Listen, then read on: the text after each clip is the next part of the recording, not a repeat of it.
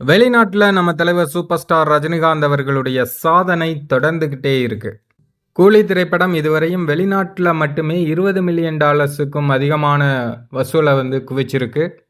இந்திய மதிப்புப்படி பார்த்தோம்னா கிட்டத்தட்ட 180 கோடி. இதை அஃபிஷியலா ஹம்சினி என்டர்டைன்மெண்ட் அனௌன்ஸ் பண்ணியிருந்தாங்க. அதாவது வெளிநாட்டு உரிமையை வாங்கிய ஹம்சினி என்டர்டைன்மெண்ட்டே சொல்லியிருந்தாங்க.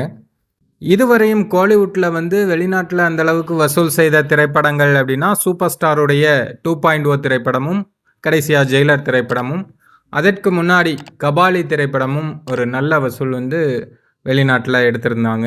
இப்போ மீண்டும் கூலி திரைப்படத்தின் மூலமாக சூப்பர் ஸ்டார் வெளிநாட்டிலையும் ஒரு மிகப்பெரிய வசூல் தொகையை வாரி குவிச்சிருக்காரு.